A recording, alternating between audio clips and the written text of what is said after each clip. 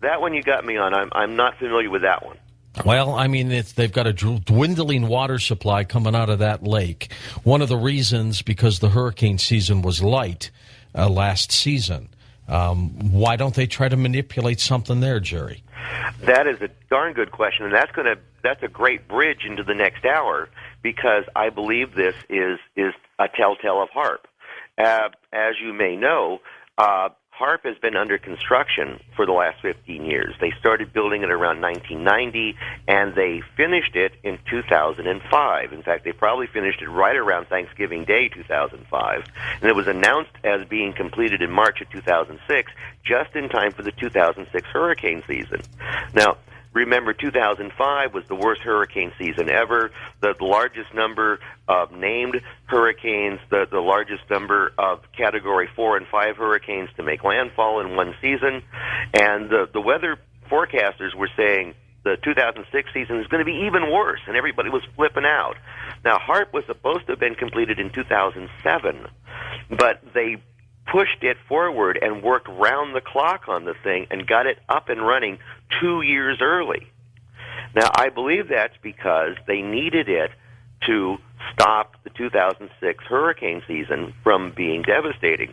Now, what we had in 2006 and 2007 is there were anomalous, persistent, high pressures, domes stationary over the American Southeast. And these high-pressure domes prevented hurricanes from coming on shore in the 2006-2007 seasons. And I believe that what happened was that they got HAARP up, and HAARP either directly or indirectly contributed to the building in of these anomalous high-pressure domes. Now, in 2006, the weather pundits all said, well, it was El Nino. El Nino did it. There was no El Nino in 2007, but there was that dome still. Stay with us, Jerry. Let's talk about HAARP and chemtrails when we come back on Coast to Coast AM. Hey, Jerry Smith's website is linked up right there at coasttocoastam.com. We'll be back with him in a moment. We'll talk about HAARP, chemtrails, those things you see checkerboarded all over the skies. That's next on Coast to Coast AM.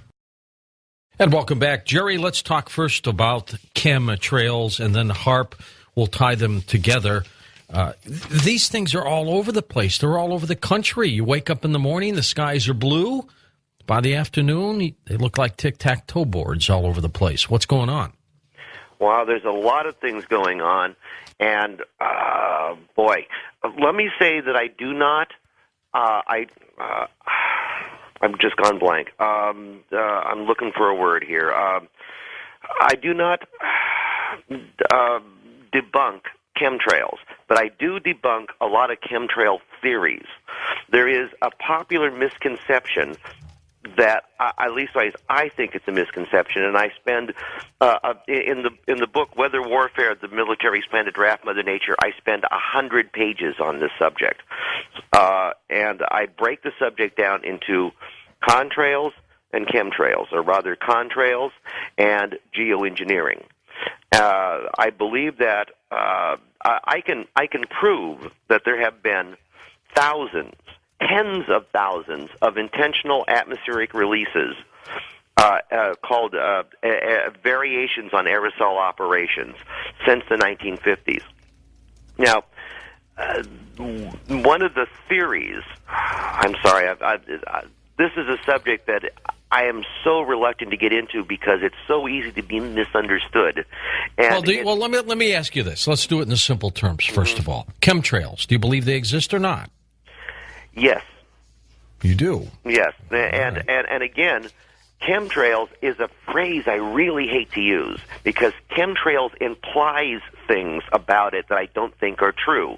Just like the phrase UFO. UFO means an unidentified flying object. But when most people say UFO, they don't mean that. They mean a nuts and bolts spacecraft from another planet, which is a completely different word. And yet they use one as a shorthand for the other. You know, it's rather like back in the 1950s, the word love was substituted for the word sex. So a gentleman can never tell another man that he loves him because that would mean the unthinkable. And so we have this problem with chemtrails, is chemtrails has this presumption that any persistent contrail is a chemtrail. And I don't believe that is true. I believe that is a problem that needs to be addressed. And where I'm at on this thing is that, one, I can show that in the open scientific, academic, and military literature, there is openly discussed thousands of intentional atmospheric release programs, projects, and experiments. This is not a hidden, it's not a secret, it's just you don't read much about it because you don't read, the average guy doesn't read the Journal of Applied Meteorology to read about these things. Now, the other question is, if you go to Wikipedia and look up chemtrail in Wikipedia, it will tell you that chemtrail is a conspiracy theory that persistent contrails persist because there is a secret, sneaky additive that converts them from a contrail to a chemtrail and is part of some worldwide spraying program for some nefarious purpose. Right, whatever it is. Right. Now the problem is that I can nail that there is a possibility that all persistent contrails are chemtrails, but the likelihood of it being that way is very slim. And that's because there's some science that most people don't know, and there's some politics that most people don't want to think about.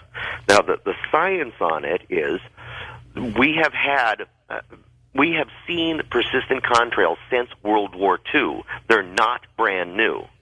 What we have seen is that in 1980, the world of aviation changed. Since 1980, the jet engines have changed, the jet fuel has changed, and the atmosphere itself has changed. And all three of these changes are conducive to persistent contrails. And the great lie the government gives us, if you read the Wikipedia article, the Air Force says that chemtrails is an internet hoax. And this is one of the reasons why I don't like to use the phrase, because anybody who believes in a chemtrail believes in an internet hoax, which means you're an idiot. And so I try to stay away from sounding like I'm an idiot. Not that I succeed in it often, mind you. But go ahead. My point is that in 1980, somebody developed the high bypass turbofan, which changed the way jet engines worked. Prior to 1980, jet engines were incredibly inefficient. They were one of the least efficient engines on the planet. They operated at less than 20% efficiency, which meant that they spewed out the jet fuel partially burned or unburned. This is called hydrocarbons. If you may remember, in the 1970s, there were large debates about these unburned and partially burned hydrocarbons being spewed out by inefficient jet aircraft and what could be done about it, and this was going to be a huge environmental problem down the road. And then those discussions went away. They went away because those emissions went away, because they changed the jet engine. And by developing the high bypass turbofan, which is this giant fan stuck on the front of a jet engine, which keeps pressure around the combustion chamber, the jet engine went from highly inefficient to highly efficient, and it went from less than 20% efficiency to more than 90% efficiency. And it changed the output, the effluvium, the particle being emitted at the back end of the engine. Prior to 1980, what was being spewed out were these sooty, black, oily, globular things. That was the particle being of the partially burned jet fuel. Now, today, from 1980 on, we have the particle being spewed out of the engine is fully burned. It's a clear or white particle. Now, prior to 1980, one of the reasons why contrails disappeared so quickly is because the black particle would come out a bit of ice would attach itself to it. You would see the contrail for a few seconds, and then the black particle would heat up from solar energy. It would and melt the ice particle, and the contrail would vanish. But today, because it's clearer white, it doesn't heat up. And instead of melting the ice and disappearing, it continues to attach ice to itself. It continues to grow. And because of global warming, the air is warmer. And the warmer the air is, the more moisture it can hold. So there's more moisture to contribute to the persistence of contrails. And the jet fuel itself has changed, and which is why the particle coming out is clearer white, is because they have reformulated the fuel to be less dirty. And all of these things have given us persistent contrails. Now, the big lie that the government tells us is that these persistent contrails are completely normal and benign, and they're not benign. They are an immense environmental disaster that has to be addressed. And so I spend a lot of time, a lot of pages in the book, addressing the environmental problem of persistent contrails, which, whether or not chemtrails are real, persistent contrails are a major factor in global warming. In fact, the head of meteorology at MIT concluded that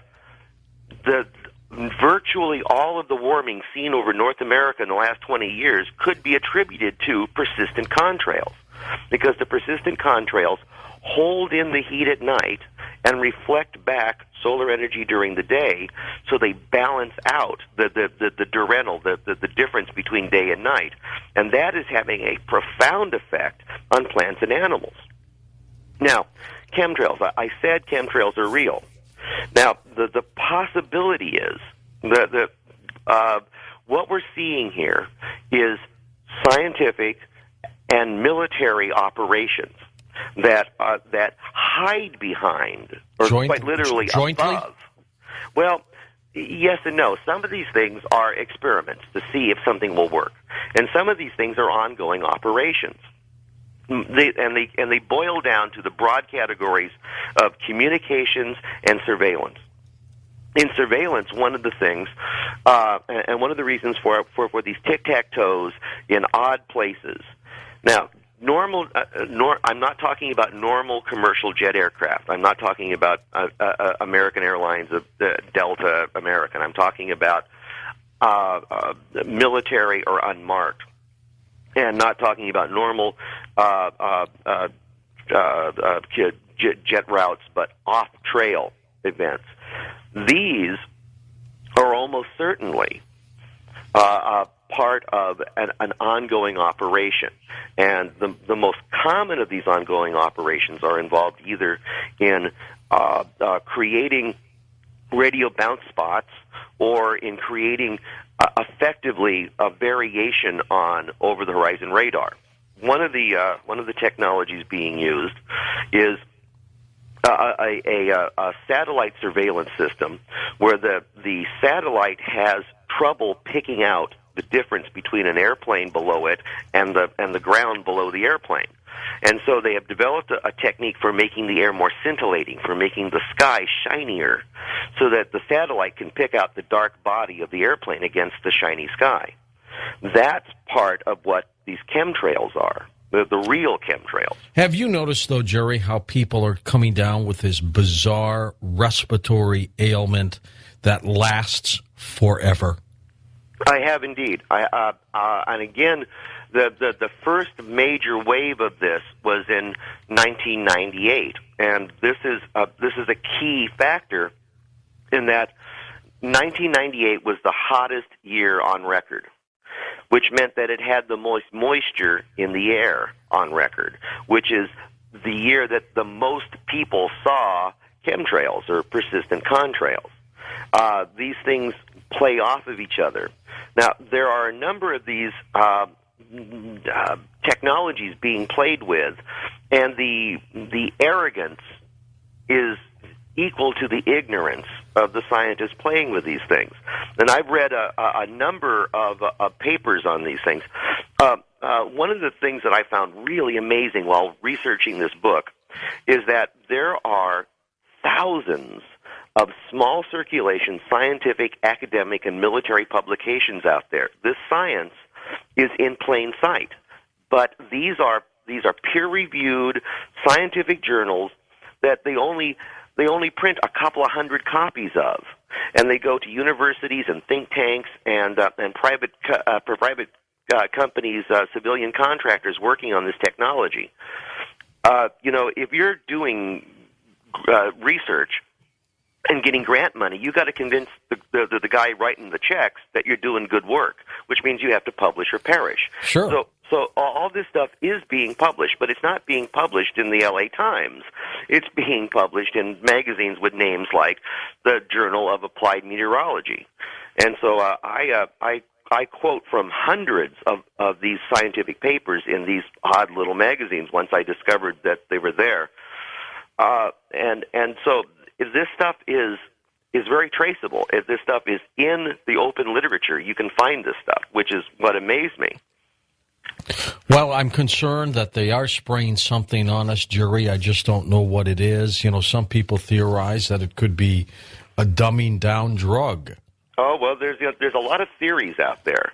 One of the theories is that, and this came up in the mid late 90s when the phrase chemtrails was first being bandied about.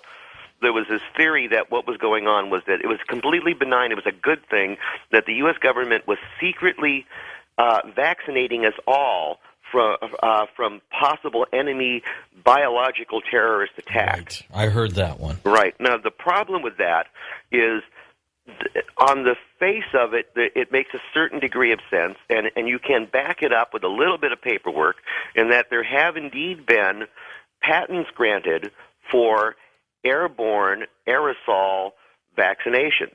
The problem is those are designed to be done like crop dusting, be released at treetop level, so that if there's a hot zone like an Ebola breakout, they can dust everything without having to go in the hazmat suits. This is not designed for release at 20,000 feet or 80,000 feet. The problem most people aren't thinking is how long it takes for something to fall out of the sky. Right now, I'm in the middle of a winter storm, and it's raining outside. Where are you? What's I'm in central Illinois. Okay. Okay, now...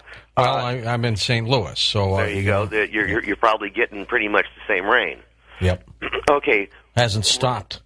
Rain takes 30 minutes from the point that it's created a mile and a half up to the point that it hits the ground. A snowflake takes 45 minutes to an hour and a half from the point where it's created to the time it hits the ground. That's because it floats like a feather, right? Exactly. If you've ever been outside and you've had the experience of being in bright sunlight and being rained or snowed on, that's because the rain or snow that's hitting you was actually formed 12 miles upwind of you and a couple of miles over your head. Now, if you're trying to vaccinate somebody at cruising altitude, if you've got a United Airlines flight from St. Louis to Chicago, and it releases this vaccine at flight altitude, it's going to take weeks or months for it to reach the ground. But it will reach the ground. Eventually, in Madrid. In Madrid. Yeah, you may remember a few years ago. I think it was 04. There were hazy conditions across the western states because of a windstorm, a sandstorm in the Gobi Desert. Right, I remember that. Right, when I was in Reno, and we had near whiteout conditions. We had conditions where you could not see the end of the block for 2 days. And nobody could believe that this was coming from China. When something gets into the air, it takes it a while to come down again. The higher it's injected, the longer it takes to come down. Now, we were talking about chemtrails, and one of the major theories, and the theory that I almost buy into, I'm about 40% convinced that is really going on, is called geoengineering. And this is a scheme to mitigate global warming.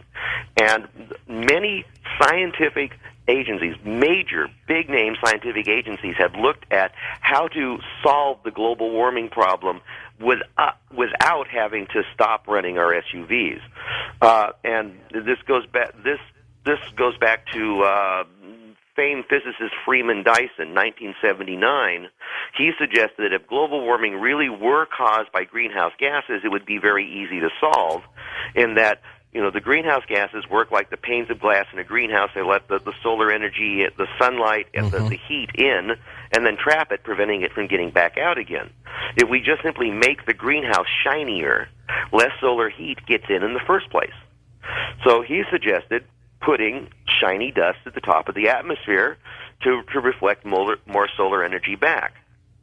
Like Chemtrails. gold dust? Well, actually, aluminum and barium. Now, many scientific bodies have examined this, particularly Lawrence Livermore National Laboratory.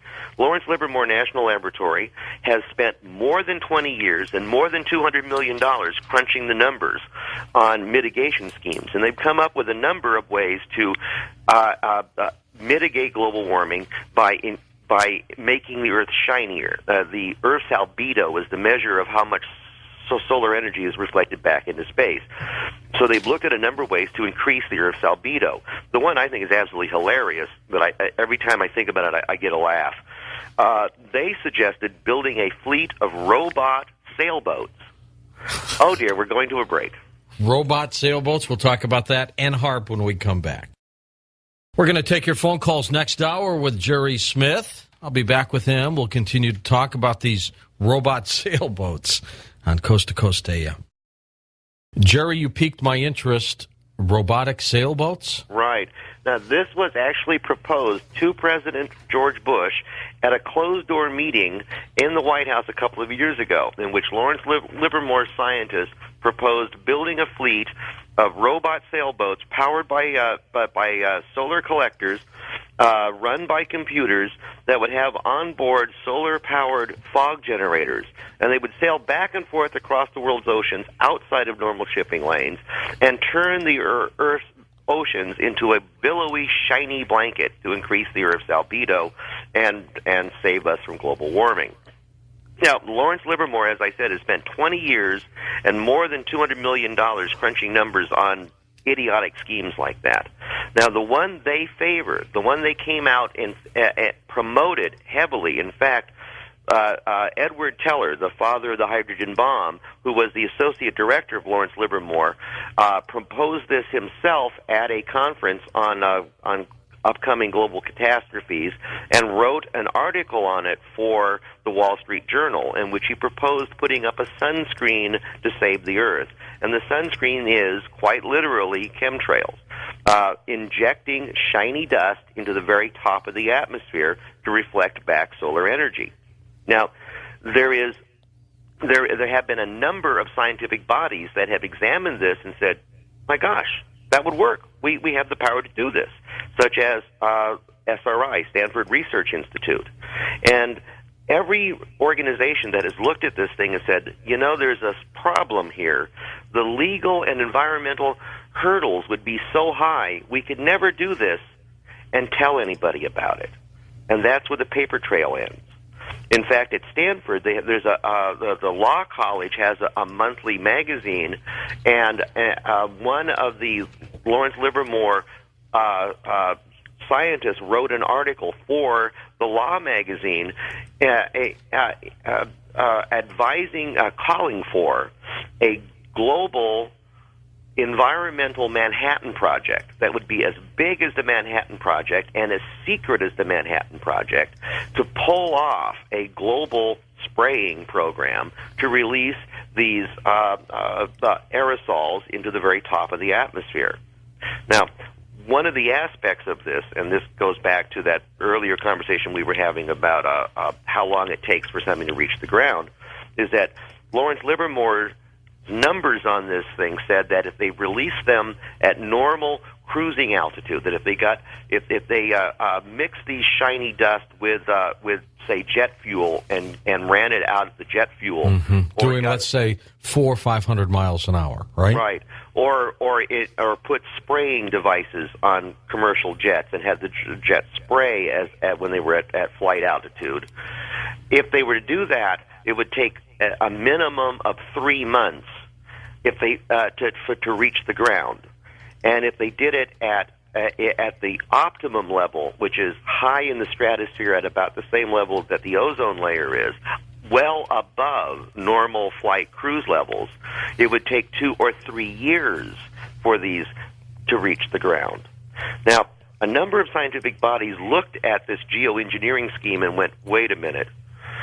If you inject the dust too low in the atmosphere, such as at normal flight altitudes, instead of reflecting back solar energy, it would actually reflect back ground heat. And instead of mitigating global warming, it would exacerbate global warming. Now, this leads us to some very interesting questions, and I mentioned them briefly in the book because the book is not a book of conspiracy theories, or rather, it's not a book of my conspiracy theories.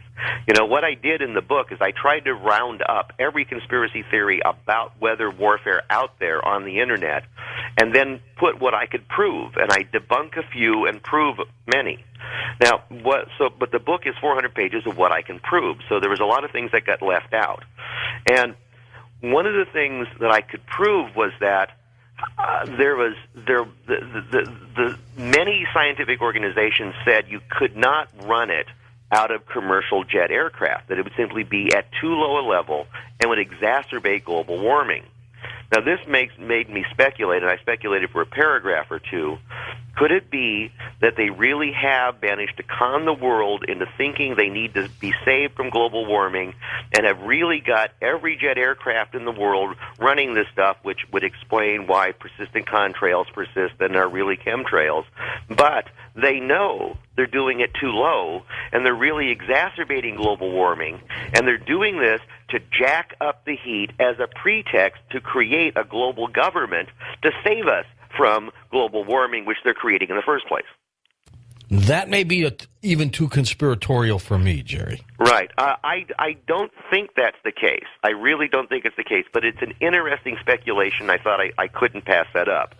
So what I think, again, we began this conversation about why I don't think commercial jet aircraft are involved. One, the science says if they are involved, they're injecting it too low, and it's going to do more harm than good.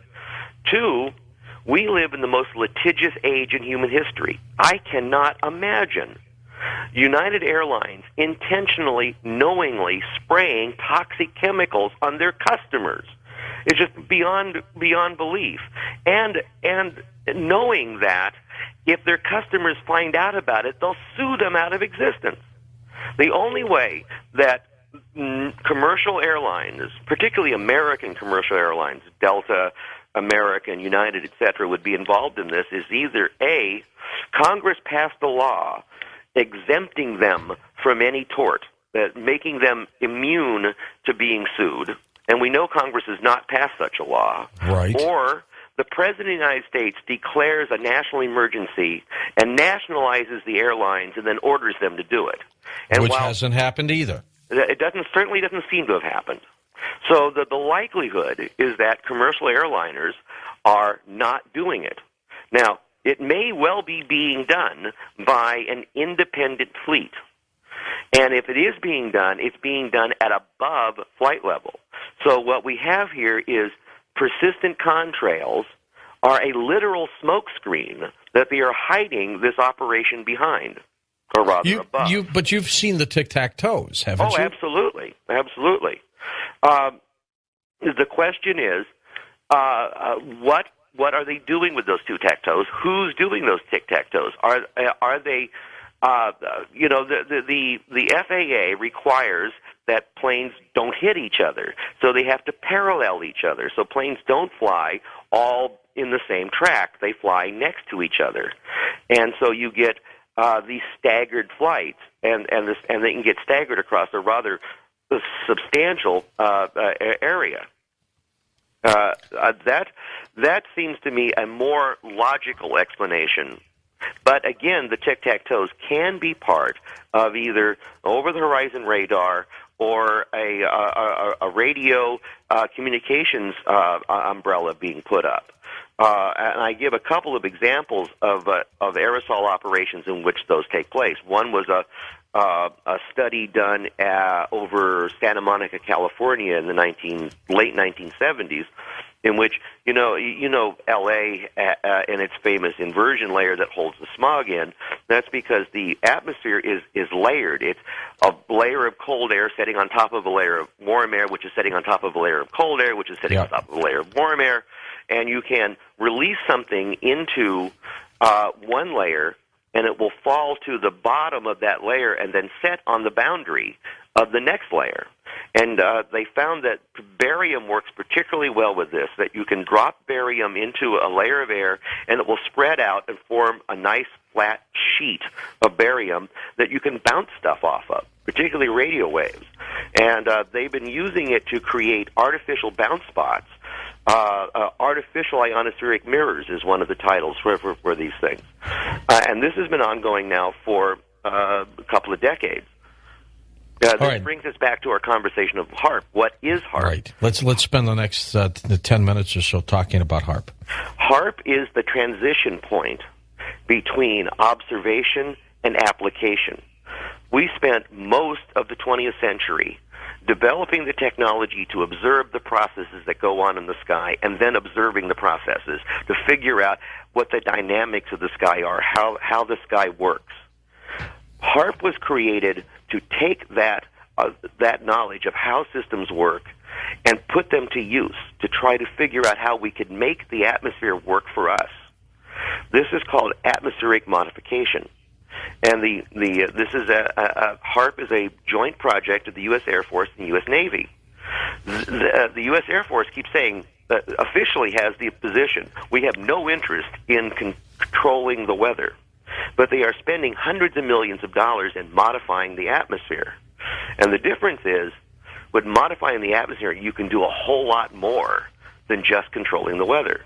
You can force the atmosphere to take shapes, and these are called waveguides, and you can actually make it bounce radio waves for you. You can do quite a number of these things, and so what HAARP is a platform for developing for proving out whether their ideas about what they can make the atmosphere do for us really work or not.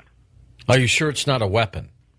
No, I'm not sure. In fact, there's an awful lot of evidence that it is a weapon, but the evidence is more that it is what is called a force multiplier, which is something that in itself is not a weapon, but multiplies or increases the effectiveness of your military forces. For example, if you wanted to land on an enemy beach, you would and surprise them. You don't want them to know you're coming. So if you could create fogs and cloud cover, your guys could sneak in under cloud cover, increasing their stealthy effect, increasing the surprise and the effectiveness of the invasion. And while the thing that increases, puts up the cloud cover itself isn't a weapon, it's a force multiplier. And HAARP clearly is a force multiplier. HAARP was the construction of HAARP was finished by DARPA, the Defense Advanced Research Project Agency. What does that tell you?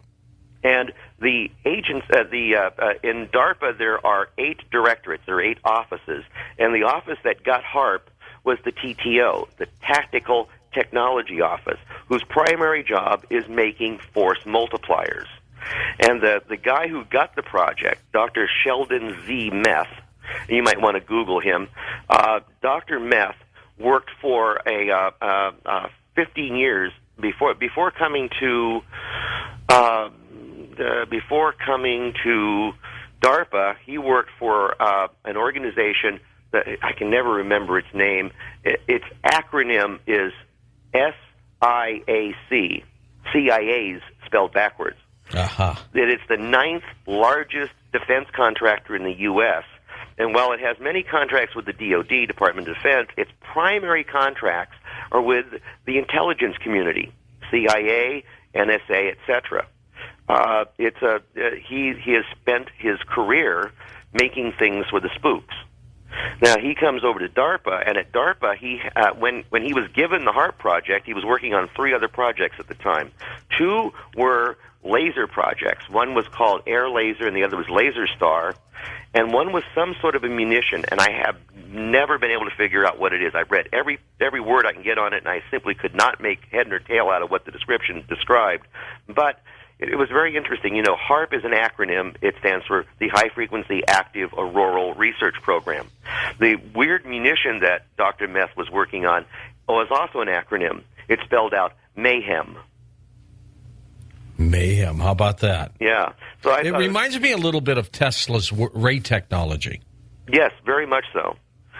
So what HARP is, and for those who don't know, HARP is a field of antennas on the ground in southeastern Alaska that's so linked together as to work as one giant antenna. And it is today the world's largest radio broadcasting station. But it's not designed to broadcast for human ears. It's designed to inject a fantastic amount of radio frequency energy into a spot at the top of the atmosphere. And currently, at full capacity, it is now at 3.6 million watts. Now, you probably know that the largest legal AM radio station in the U.S. is 50,000 watts. HARP is 72,000 50,000-watt radio stations injecting their entire output into a spot about 12 miles across by about 2.5 miles deep by 90 miles up. Now, what that does is it heats that portion of the atmosphere by several thousand degrees, which makes HARP a type of device called an ionospheric heater. And ionospheric heaters have been in use since the 1970s. But HARP is a unique, one of a kind, in that it uses a unique ability to focus the radio waves coming out of the field so they get focused into the spot. With a regular antenna, you know, the energy goes away from it in a cone with the point of the cone at the antenna and the wide end up in the sky. With HARP, they turn the cone upside down with the wide end on the field, on the ground, on the field of antennas, and the point in the sky. Now, what injecting that 3.6 million watts into the atmosphere does is heats it to the point where the molecules of the atmosphere explode, blow apart, and in doing that they give off a packet of energy which includes a scream of ELF, extremely low-frequency radio waves, which penetrate deep into the earth and deep into the sea. And the U.S. Navy has been using HARP for 15 years to communicate with deeply submerged submarines. Now, a curious thing is that using this ELF, you can do something called earth-penetrating tomography, which is a brand-new science that did not exist before 1980. And HARP was originally funded to do this earth-penetrating tomography to verify counter-proliferation treaties. Its purpose was to find and monitor enemy underground bases for the manufacture and launch of weapons of mass destruction. HARP was? HARP was. That's the whole reason it was funded. Now, the curious thing is that in the 15 years it's existed, it's never done that. At least there's not a single shred of evidence that they've ever done it. It's not mentioned anywhere on the website, not in any of the scientific papers published, which leads one to ask, are they thumbing their nose at the U.S. Senate, who said that you don't get funding unless you agree to do this? Or have they done it and done it so successfully they don't want the world to know what a capacity they actually have, and they're just staying mum on the subject? Now, the other side of this is that when you blow the molecules of the atmosphere apart, they are converted into a plasma, which is an electrically charged gas. And that electrically charged gas goes out into space until it runs into something to stop it, which is the Earth's magnetic field. It gets trapped between the lines of force and spreads out, forming a shield of electrically charged particles that will disrupt or destroy anything electrical coming through it. It's a ground-based Star Wars weapon system. Now, DARPA announced, not only did they announce its completion, but they also announced what they'd done with it, what they had succeeded in applying knowledge of how the atmosphere works to accomplishing. And they list 4 things that they've done with it, and of the 4 things they've done, they do it with 3 bullets, because the first one does 2 things at the same time, and that is the generation, number one, the generation of extremely low frequency, very low frequency radio waves for submarine and other subsurface communication, and the reduction of charged particle populations in the radiation belts to ensure safe spacecraft systems operations. Now, that's putting a smiley face on the Star Wars weapon system, in that the way they reduce the charged particle populations in the Van Allen belts is they fill up the Van Allen belts with their own particles, with the generated plasma. That forces that overburdens the radiation belts and forces them to rain out, which means they rain hard radiation back to Earth. And I can assure you there has never been an environmental impact study done on what that means. One can speculate what it means, but we don't have any hard science on it. Now, they say this is to increase safe spacecraft operations. And if that were the case, this would be a good thing, because in order to get into outer space, you have to go through the radiation belts. But in going through the radiation belts, there is a problem. In fact, one of the stories that we never went to the moon says that if an astronaut were to go through the radiation belt, he'd be killed in doing so. Well, you've done your homework on HAARP, Jury. We'll be back with you in a moment on Coast to Coast AM. The magic moment. We'll take your phone calls next on Coast to Coast AM. Jerry, there were rumors 5 years ago that HAARP may have somehow inadvertently gotten involved in the destruction of the Space Shuttle Columbia when that went down and disintegrated. Have you heard that? Yeah, actually, I cover it in the book at some length. What we know is that HAARP was up and running and was running at full power, which at that point was 960 kilowatts, for an hour and a half prior to Space Shuttle reentry attempt, and continued running for another hour and a half after loss of signal from the orbiter. Now, before we went to break, I mentioned that one of the things that NASA says they've done is, quote, the reduction of charged particle populations in the radiation belts to ensure safe spacecraft operations. Now, it's entirely possible that they attempted to thin out the charged particle, the hard radiation above the Earth, so that the shuttle could re-enter, and blew it. Gosh, I hope that wasn't the case. Yeah, I do too. There's a lot of evidence that the shuttle was actually brought down by friendly fire, and of course, there's no chance they're ever going to admit to it. No, I don't think so. But you know, the tiles did break away. Mm-hmm. The evidence, the evidence supporting that it may have been other than the official conclusion can best be found on a website called ColumbiaSacrifice.com. An engineer at Hughes Air who had gone to college to be a shuttle specialist and had taken every course that was possible on shuttle engineering, ended up at Hughes with a job where when things broke, he figured out why they broke. So when the shuttle broke, it became his obsession to figure out why it broke. And he concluded that the official NASA investigation probably was rigged, and it probably came up with a bogus, politically correct answer rather than the truth.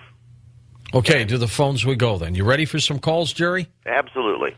Let's go west to the Rockies. You're on the air with us. Hello there. Hello, how you doing? We're well, thank you. Yeah, my name's Tom. I'm over by Sacramento. Okay, Tom. And you had talked about chemtrails earlier, and I just wanted to tell you something I saw about that a while ago. Sure. You know, when I was living in San Francisco, a friend pointed out to me he had a house with a beautiful view, and you could see out the ocean. About 6 o'clock every night, there'd be at least 4 jets out there going back and forth. And it was my thought at the time was they were dumping fuel and getting ready to land at SFO. But the way the wind is in San Francisco, it blows in from off the ocean, so anything they were dumping out there would be blowing into the city. That's not a bad take on it. I live in Reno, and not far from us is Fallon Naval Air Station.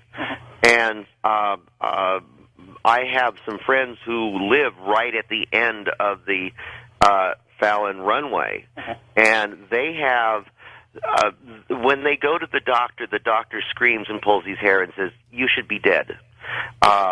One of them had the highest manganese level ever seen in a human being. Oh, jeez. Yeah, when she was 17, she blew her brains out for no apparent reason. Ouch. So jets do dump fuel, and it does have toxic problems, and they do it at places where they know it's going to be a problem, but do it anyhow. Yeah, just hearing all these chemtrail stuff, and how it makes me wonder if maybe they were dumping more than just fuel. Yep. A lot of people have been wondering about that. Again, there are lots of programs. It's not a one-size-fits-all. There's not one spraying program out there. If you start researching the open military, academic, and scientific papers, there's all kinds of projects running, all kinds of different technologies being tested. Some of them are short-lived experiments, and some of them become ongoing operations. Yeah. Well, the thing about this was it was like almost every night. Well, every night I would be over at his place almost, and it was about the same time every night. You'd look out there in the morning and you wouldn't see it, but at night you could see it. I mean, just as the sun's going down. It may have been something that they don't want us to know about. Without more data, it's hard to to nail that sort of thing down. Oh yeah, that's the way it is, unfortunately. Yeah.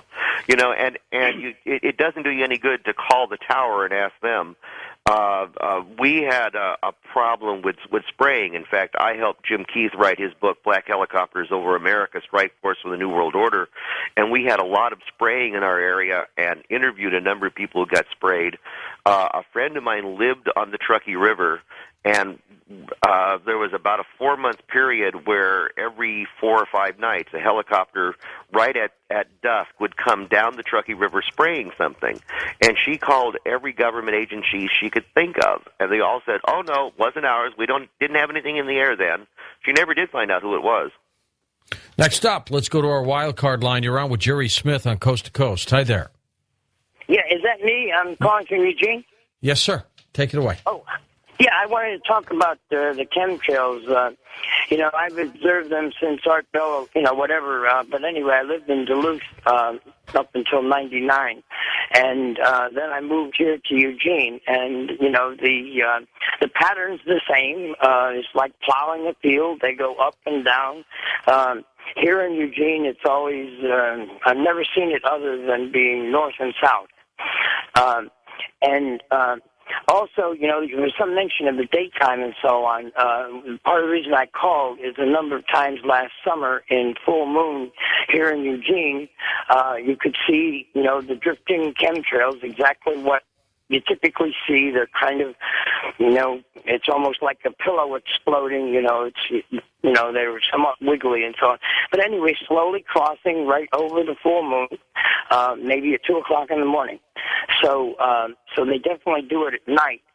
I would assume here that they lay the trails, I'm curious, does anybody know how far out in the Pacific they can go? And I'm also wondering whether this is being done over Europe, or can you lay chemtrails over Japan, or would Japan, protest that? But anyway, with the westerly winds here, if they wanted anything to sort of land in the state of Oregon, they would probably have to lay it about maybe 500 or 1,000 miles out over the Pacific, and then it would come in. And the only other thing I wanted to say is that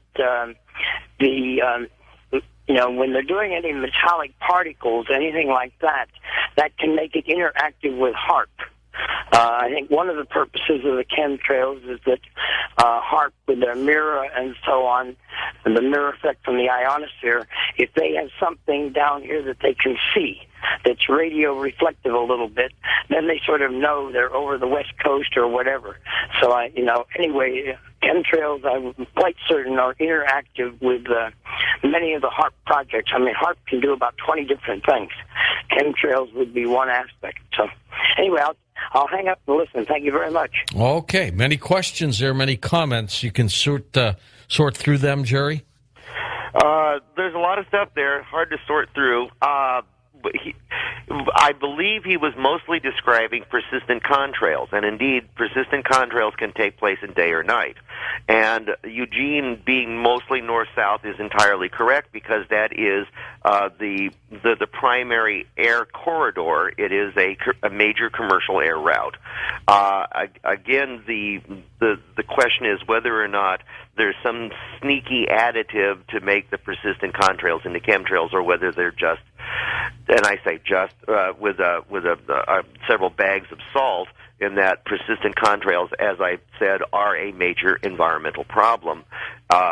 We probably don't have time to get into that now, but I spend about 50 pages on aviation smog and global dimming and so forth in the book.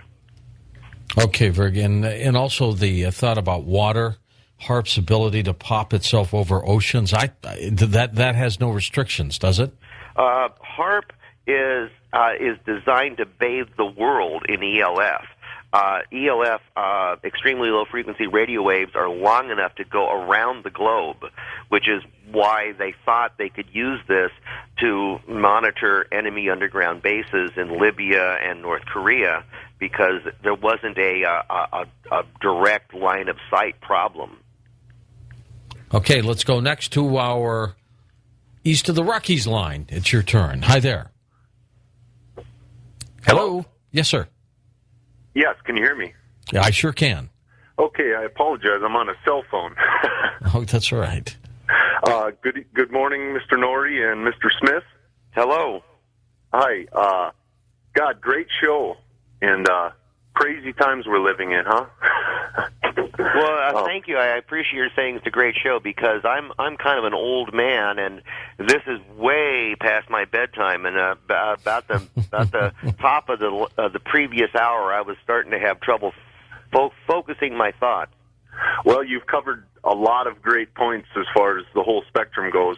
I was just calling in regards to specifically the planes, the jets that are doing the spraying. I guess you could term them chemtrails. I've been watching them for years now. I've watched them through high-powered binoculars. And primarily, as you've stated, I think they're unmarked, mostly a white-gray colored, sometimes orange, jet. And I'm wondering, I mean, certainly we'd have to think the Air Force is involved, but I was just wondering what you believe, who is involved, where are the jets coming from? Like, are there bases and such? Ruling out commercial aircraft as we have, Jerry. What do you think? Oh, absolutely. That's been my take for some time, is that once I ruled out commercial aircraft, it became quite clear that the other stories about unmarked white tankers and orange jets were true, and I tried to follow down as many of those as I could. There appear to be a lot of temporary runways. There are a lot of abandoned airfields across America that can be put into service, used for a few days, and you disappear from them, and only a couple of neighbors go, "What was that?" Okay, next up, let's go to our wild card line. You're on with Jerry Smith. Hi there. Hi, George. Jerry, this is Susan from the Central Coast, California. Hey, Susan. Hi. I also agree that this is an excellent show. And I was wondering, my husband and I look up in the sky a lot, and day and night, and we've noticed a phenomena of when they're spraying, I don't know if they're the persistent contrails or the chem sprays, whatever they are. At the time, sometimes there's dark lines. And I wondered who was. Right. I have seen that too, and I have not been able to figure it out. I've talked to a number of scientists about it, and I cannot get a coherent answer. Some scientists say, no, it's just a shadow. Some are saying that and of course there are a lot of conspiracy theories about this as some sort of a marker line. I have not been able to about the marker line thing, because the first time we ever noticed it, we lived close to Vandenberg Air Force Base, and we noticed we noticed they were shooting off a missile one evening, and we did notice that as it was going out, there was like a dark line in front of it, and it went exactly where the dark line was. And one afternoon we were taking a lunch break, and we were on this hill in Cambria, and we noticed this long, really thick dark line up over us, and it was moving real slowly. And we thought, well, that's really odd. My husband got out of the car and looked up at it, and just as it passed over us, it seemed to stop. I don't know if that was an optical illusion or it actually did stop. And it seemed like it did for, a few seconds. And then all of a sudden, this huge dark line just took off really fast across. I mean, it was just totally across the horizon. It was huge. Wow. I didn't know if that was a HARP thing or we were just going, whoa, what was that? We'd never seen anything like that. Wow, that's something I'm going to have to look into. Yeah, that would be a good one. We've never been able to talk to anybody that had ever, even seen that or could even, venture a guess on it. So. Yeah, I have noticed those dark lines that seem to be intermixed, and it's hard to figure out. Some of them do appear to be shadows of an upper contrail, particularly in moonlight. You get you get this, but some of them don't. Some of them appear to be in the wrong position to be a shadow, and I can't. I have a few science advisors I tag, and they argue with each other about what it is. Well, I got to tell you, I'm told from Nick Begich that the British have taken over it. Is that true? Sort of. BAE Systems North America is the current was the last possessor of the contract to build HARP, but HARP is now built, so it's hard to say. HARP is a joint Air Force Navy project with the work on the ground being done by students and professors from the University of Alaska, and there are at any given time another 12 or 18 colleges, universities, non-governmental organizations involved. It has been under construction since the 90s and was completed in 2006. And one of the proofs that HARP is a ground-based Star Wars weapon system is that the original suite of patents, which I give the all 12 patents at the back of Weather Warfare, and I give the first patent in full text at the back of HARP, the Ultimate Weapon, described was a ground-based Star Wars weapon system, and then whoever owned the company that owned the patents got the contract to build it. Originally, it was APTI, Advanced Power Technologies Incorporated, where the patents were evolved. That got sold to E-Systems. E-Systems then got the contract. E-Systems got bought out by Raytheon. Raytheon then got the contract. Raytheon then spun off the E-Systems division and sold it to BAE Systems North America, the former British Aerospace, and they got the contract to finish building it. Now that it's finished, I don't know exactly what British Aerospace is doing with it, other than that they own E-Systems and have the proprietary intellectual property that the thing is built on. Well, where did we get your latest work? Weather Warfare. I really want your listeners to go to their local bookstore and buy it at their local bookstore. And this is good for all of us. If you buy the book in your bookstore, that means you keep your money in your community, and you help to fund, you help to pay the salaries of your friends and neighbors. And it's good for me in that it encourages this bookstore to stock and restock the book, so that it has more sales because more people get exposed to it. And even if people don't buy it, they see it, they get the ideas, and the more people thinking about it, the better we all are. All right, stay with us. We'll be back with final questions with Jerry Smith on Coast to Coast AM. On our next Coast to Coast program, Charles Osmond joins us, and we may have our floating format, so make sure you're part of the show. And welcome back to Coast. I'm George Norrie, and then we have our guest, Jerry Smith, on with us, and your calls. Jerry, let's take them. They're going to go by very quickly, okay? Sure. West of the Rockies, you're up with us on Coast to Coast. Hi there. Hey, George. This is Jake from Tacoma. How you doing? Hey, Jake. Great, thanks. Well, I've had two weird TV experiences about seeing some stuff. One being Noah's Ark. We can go on to that some other time. But the other one had to do with astronaut. This was back in about 97. And this gentleman went up into space, was taking pictures of everything and brought a video camera up there. And he wrote a book, and I saw him on C-SPAN. This was like 2:30 in the morning, and he was at a Borders bookstore talking about it, but he showed the clip of what they seen when they're up in space.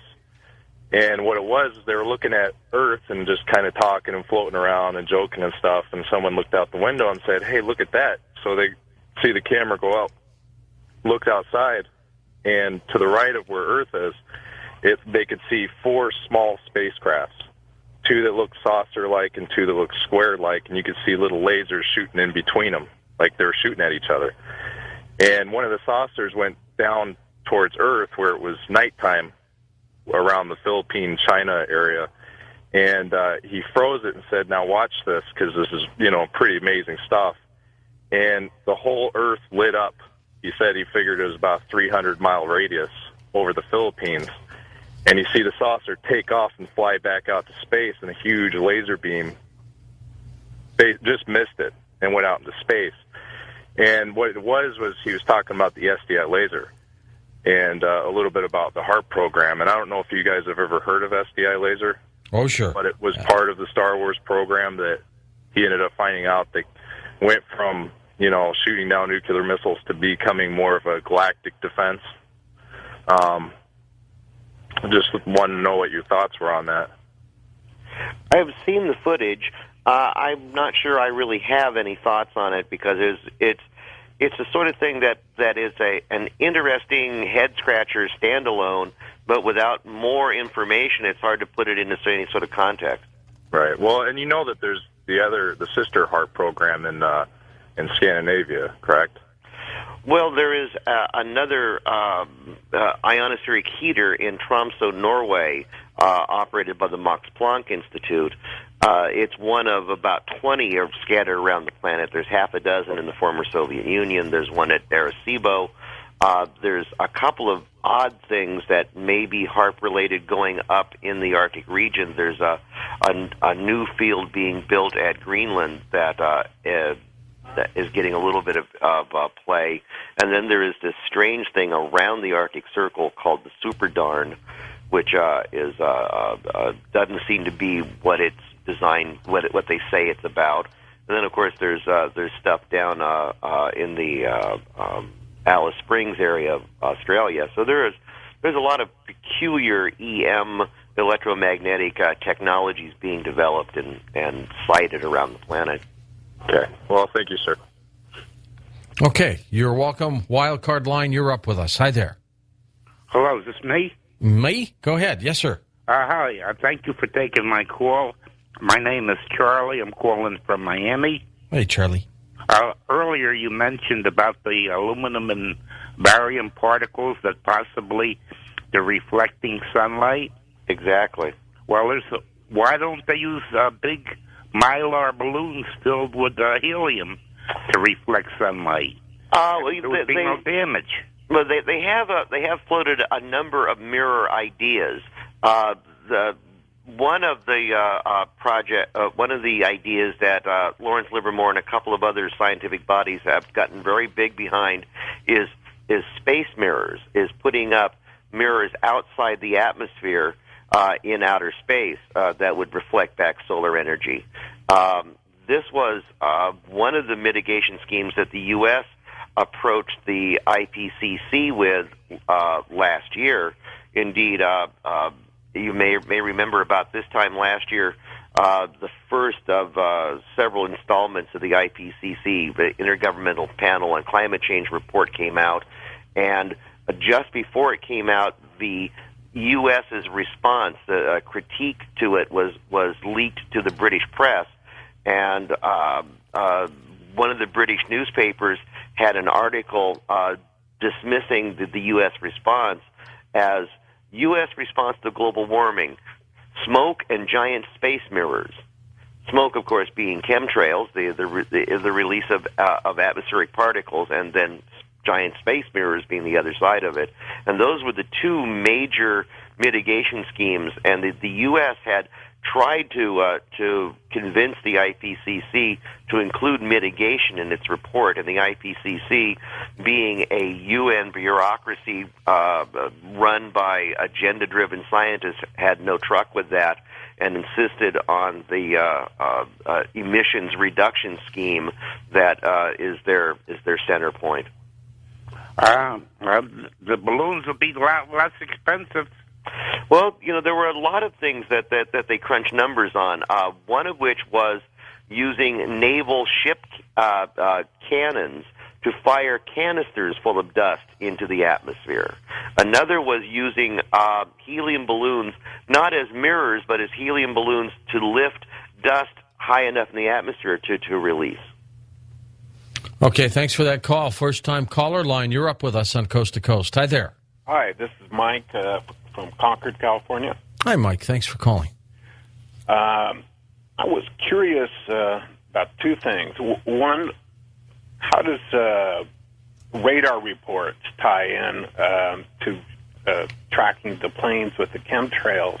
But the other is, 10 years ago, about 98, I was living in Pasadena, and I was walking from Old Town Pasadena over the freeway overpass towards my home, which is 3/4 of a mile to a mile across the wash from JPL. And I'd just begun listening to art at that time, and I was aware of the chemtrails.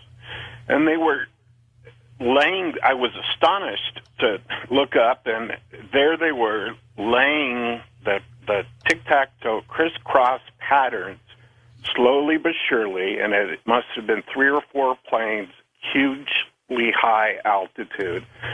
And it started kind of at the center and then worked its way out, gradually covered the whole sky, but it was directly above JPL. So these things can't be done in secret. I mean, you can't hide something like that right above JPL.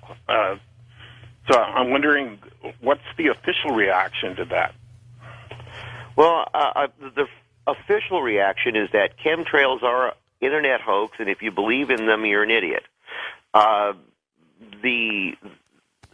My response to it is I've been studying this since 1996 when I was working on the book HAARP, The Ultimate Weapon, The Conspiracy.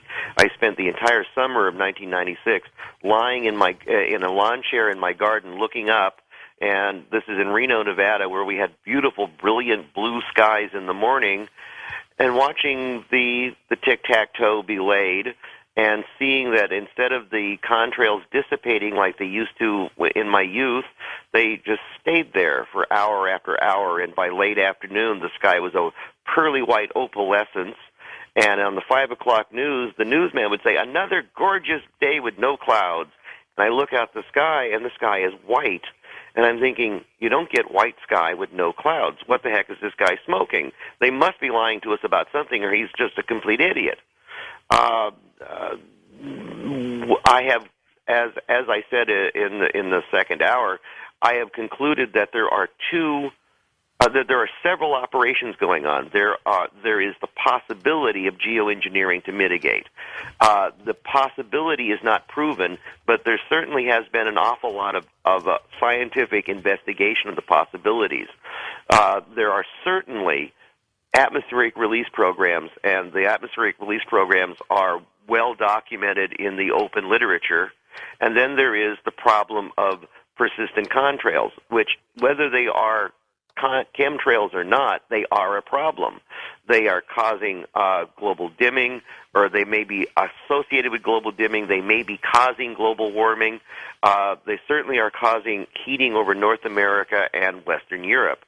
And there's a lot of other stuff that I documented in the book, Weather Warfare.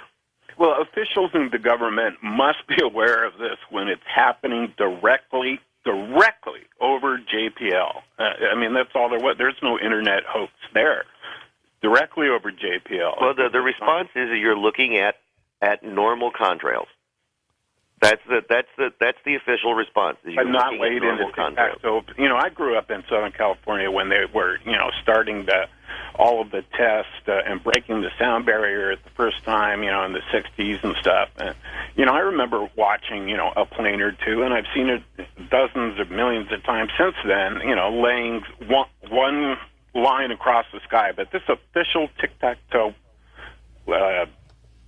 design pattern is not anything normal. It's not one plane flying overhead. It's just, I don't know. Just doing it above JPL just astonished me. Thanks a lot for taking my call. Okay, you're welcome. Next up, let's go to our East of the Rockies line. You're on Coast to Coast. Hi there. Hello, George. This is Mike from Calgary, Alberta. Uh-huh. Hi, Mike. Hi. I'm a long-time listener, George. And I've been listening to work for a long time, too. Appreciate you being so supportive of the program. Yes, sir. Now, I was just wondering now, I know that they are restricted, these contrails, airplanes are restricted from flying over some states. And I have a question for your friend, Jerry. Hello, Jerry. Hello. Is there somebody I can get in touch with, talk to about getting this kind of stopped? Because they're coming right over my head on the house. And if I can throw a rock pretty good, and if I can throw it 3 times, 4 times harder, I could put a hole in these things. Now, about a week ago, we had very, very clear skies here in Calgary, and it must have been about 4 o'clock in the afternoon. I was going to meet my son, and I noticed 1, maybe 2 going overhead, and about 4 o'clock later on, about 6 o'clock, the sky was really overcast. And I can predict the weather from these things pretty much. And I told him we're going to get really, really cold. Now, if you noticed, last week we had a minus 40, minus 50 degrees outside here. And that wasn't forecast in our weather. And these things are just constantly coming over our heads all over Calgary. So I was just wondering, and Alberta, I was wondering if there's a way we can stop that in Canada from happening. There are a number of individuals and organizations attempting to do that. I list a few in the back of the book. If you do a Google search, you'll find a few more. There's a fellow who lives near you on a ranch out in the middle of nowhere called the Homestead. I have a link to his website where he has a lot of photos and commentary on this. There are a number of organizations. The only one I can think of offhand is California Skywatch. That's Rosalind, I forget her last name offhand. Sorry about that, Rosalind. And she's was a former California Agriculture Department employee, and California Skywatch is all about protecting the California farmers from the chemtrails. There are a number of organizations out there. If you search the internet, I'm sure you'll find them, or if you check the back of my book, I list them in the bibliography, which is 32 pages long, including a number of important links. You mentioned an aspect of this that I wanted to comment on, which is you can predict the weather from these things because the persistent contrails are artificial cirrus. Now, with regular cirrus clouds, they come in front of a storm front, and you can, if you see cirrus clouds building up, you know that you're going to get a storm in 6 to 12 hours. Now, this man-made cirrus induces cirrus-like conditions and produces a cirrus clouds 12 to 24 hours before a storm front. So the savvy backpacker and woodsman can use contrails and or chemtrails as a way to see an extra day into the future of what the weather is going to be. Okay, let's go to final calls here. Wildcard line, you're up with us. Hello there. Good morning, gentlemen. Great show. Thank you. This is Terry in New Mexico. Okay, I've got 2 quick points, and I will listen on the radio. One, I don't think the major airlines can be taken out of this. I think it wouldn't be hard to develop an additive to be put in fuel, taken to certain airlines on certain paths, and they're dispersing it and don't even know it. Number 2, I was active duty Marine in the first Desert Storm, and ironically enough, when you mentioned the sandstorms in the Second War, when we landed Christmas Day, spent 2 weeks in acclimatization, the first day we went to the field, it rained for 2 straight weeks, and they had more rainfall than they claimed they had in the last 9 years. I just found that extremely ironic. Thanks, and I'd love to hear your comment. Thank you. Oh, refresh my memory. I'm sorry, I'm fading here. What was his first comment? That I wanted to respond to. And it's talking about the dust clouds in Iraq. No, that was the second comment. The first comment was. Well, then I'm with you. Oh dear, I'm sorry he hung up because I'm sorry.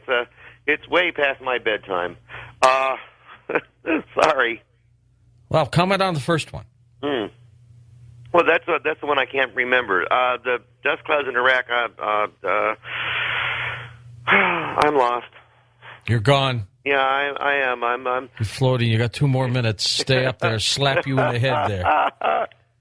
Sorry about that. Let's go to our West of the Rockies line. You're on the air with us. Hi there. Hi there. This is Cheryl from Phoenix, Arizona. Hey, Cheryl. Go ahead. Hi. A wonderful show. I'm calling because my daughter called late this evening, and said there was a tornado going through Tennessee, actually through her part of the town in Nashville. My God, yeah, that's true, too. And yes, and she was hiding in a closet and really frightened, and she just moved there, so she was just really upset because everyone said, oh, we don't get them here, we don't worry about it. But I guess it's pretty tragic tonight. 8 people have died. Just in that area, I think. I think it's more in Memphis, but it was going right through her neighborhood. Do you know anything about Tennessee? Like, is it going to be getting more of these kind of tornadoes and that kind of weather? Well, you know what? The problem is everything's up and down this year. This is winter time, and we're getting tornadoes. This is unheard of. Jerry, are they playing around with it?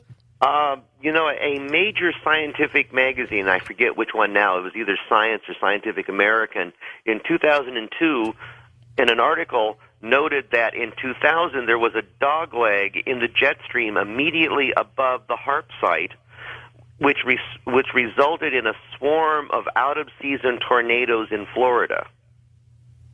Yep. They're everywhere. Jerry, we're out of time. Thank you so much. The book is Weather Warfare. For Steve Carr, Dan Galante, Tom Danheiser, Lisa Lyon, Lex Lonehood, Sean LaDesseur, Ross Mitchell, Ian Punnett, and Art Bell, I'm George Norrie. Somewhere out there on Coast to Coast AM. We'll see you on our next edition. Until then, be safe. The other question is, if you go to Wikipedia and look up chemtrail in Wikipedia, it will tell you that chemtrail is a conspiracy theory that persistent contrails persist because there is a secret, sneaky additive that converts them from a contrail to a chemtrail and is part of some worldwide spraying program for some nefarious purpose. Right, whatever it is. Right. Now the problem is that I can nail that there is a possibility that all persistent contrails are chemtrails, but the likelihood of it being that way is very slim.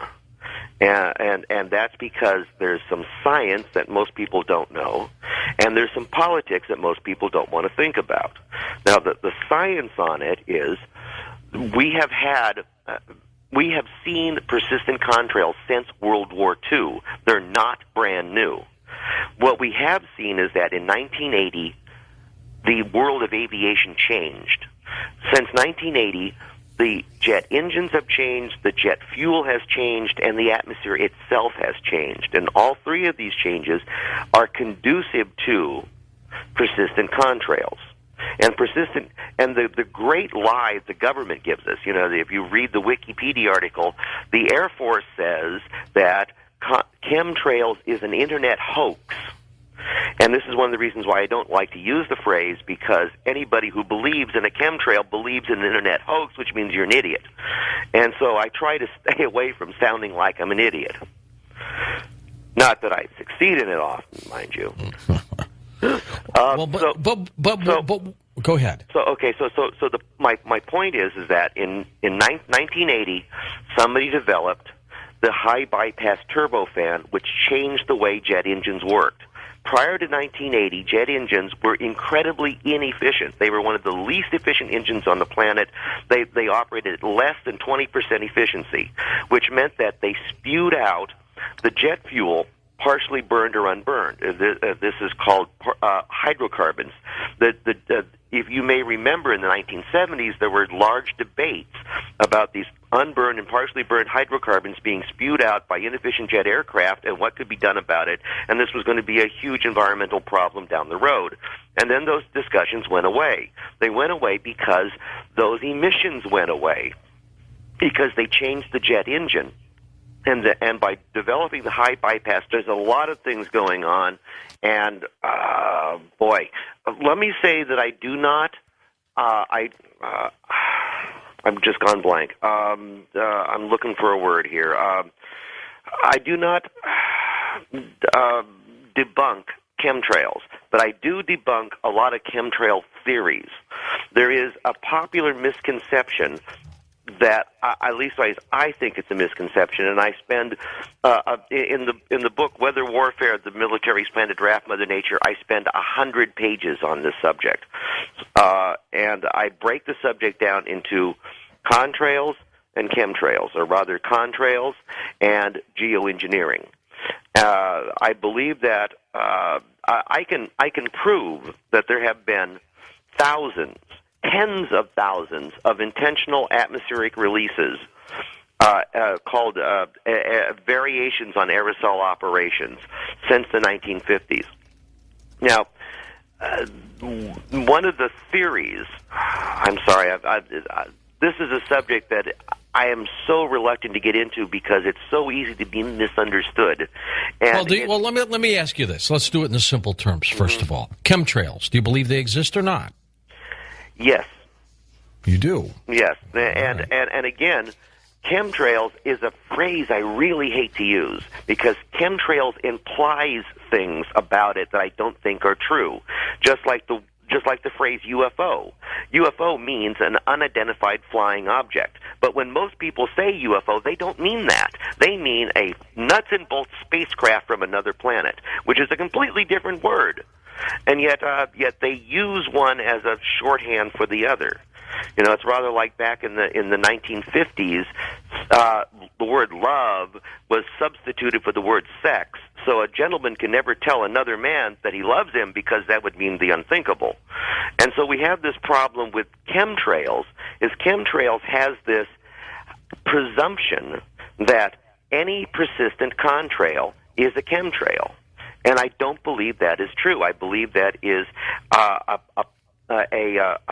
problem that needs to be addressed. And where I'm at on this thing is that, one, I can show that in the open scientific, academic, and military literature, there is openly discussed thousands of intentional atmospheric release programs, projects, and experiments. This is not a hidden, it's not a secret, it's just you don't read much about it because you don't read, the average guy doesn't read the Journal of Applied Meteorology to read about these things. Now, that one you got me on, I'm not familiar with that one.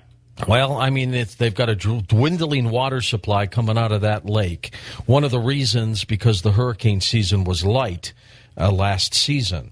Why don't they try to manipulate something there, Jerry? That is a darn good question, and that's a great bridge into the next hour because I believe this is a telltale of HAARP. As you may know, HAARP has been under construction for the last 15 years. They started building it around 1990, and they finished it in 2005. In fact, they probably finished it right around Thanksgiving Day 2005. And it was announced as being completed in March of 2006, just in time for the 2006 hurricane season.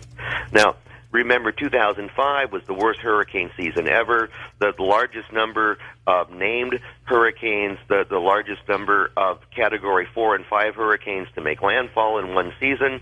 And the weather forecasters were saying the 2006 season is going to be even worse, and everybody was flipping out. Now, HARP was supposed to have been completed in 2007, but they pushed it forward and worked round the clock on the thing and got it up and running 2 years early. Now, I believe that's because they needed it to stop the 2006 hurricane season from being devastating.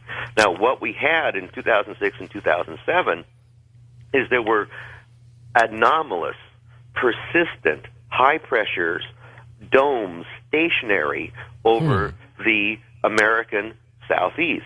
And these high-pressure domes prevented hurricanes from coming on shore in the 2006-2007 season.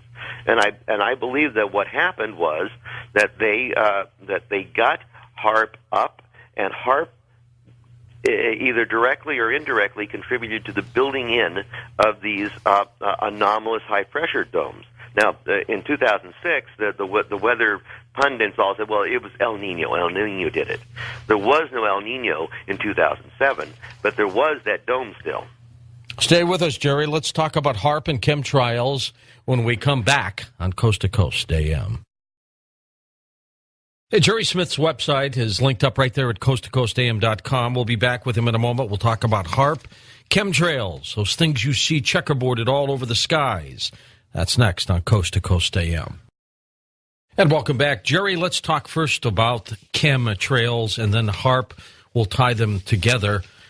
These things are all over the place. They're all over the country. You wake up in the morning, the skies are blue.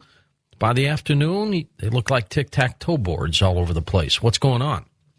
Well, the turbofan, which is this giant fan stuck on the front of a jet engine, which keeps pressure around the combustion chamber. The jet engine went from highly inefficient to highly efficient, and it went from less than 20% efficiency to more than 90% efficiency. And it changed the output, the effluvium, the particle being emitted at the back end of the engine. Prior to 1980, what was being spewed out were these sooty, black, oily, globular things. That was the particle being of the partially burned jet fuel. Now, today, from 1980 on, we have the particle being spewed out of the engine is fully burned. It's a clear or white particle. Now, prior to 1980, one of the reasons why contrails disappeared so quickly is because the black particle would come out, a bit of ice would attach itself to it. You would see the contrail for a few seconds, and then the black particle would heat up from solar energy. It would and melt the ice particle, and the contrail would vanish. But today, because it's clear or white, it doesn't heat up, and instead of melting the ice and disappearing, it continues to attach ice to itself. It continues to grow. And because of global warming, the air is warmer, and the warmer the air is, the more moisture it can hold. So there's more moisture to contribute to the persistence of contrails. And the jet fuel itself has changed, and which is why the particle coming out is clear or white, is because they have reformulated the fuel to be less dirty. And all of these things have given us persistent contrails. Now, the big lie that the government tells us is that these persistent contrails are completely normal and benign, and they're not benign. They are an immense environmental disaster that has to be addressed. And so I spend a lot of time, a lot of pages in the book, addressing the environmental problem of persistent contrails, which, whether or not chemtrails are real, persistent contrails are a major factor in global warming. In fact, the head of meteorology at MIT concluded that virtually all of the warming seen over North America in the last 20 years could be attributed to persistent contrails, because the persistent contrails hold in the heat at night and reflect back solar energy during the day, so they balance out the diurnal, the difference between day and night. And that is having a profound effect on plants and animals. Now, chemtrails. I said chemtrails are real. Now, the possibility is that what we're seeing here is scientific and military operations that hide behind, or quite literally jointly? above. Well, yes and no. Some of these things are experiments to see if something will work, and some of these things are ongoing operations. They boil down to the broad categories of communications and surveillance. In surveillance, one of the things, and one of the reasons for these tic-tac-toes in odd places. Now, I'm not talking about normal commercial jet aircraft. I'm not talking about American Airlines, Delta, American. I'm talking about military or unmarked, and not talking about normal jet routes, but off-trail events. These are almost certainly part of an ongoing operation. And the most common of these ongoing operations are involved either in creating radio bounce spots or in creating effectively a variation on over-the-horizon radar. One of the technologies being used is a satellite surveillance system where the satellite has trouble picking out the difference between an airplane below it and the ground below the airplane. And so they have developed a technique for making the air more scintillating, for making the sky shinier, so that the satellite can pick out the dark body of the airplane against the shiny sky. That's part of what these chemtrails are. The real chemtrails. Have you noticed, though, Jerry, how people are coming down with this bizarre respiratory ailment that lasts forever? I have indeed. And again, the first major wave of this was in 1998, and this is a key factor in that 1998 was the hottest year on record, which meant that it had the most moisture in the air on record, which is the year that the most people saw chemtrails or persistent contrails. These things play off of each other. Now, there are a number of these technologies being played with, and the arrogance is equal to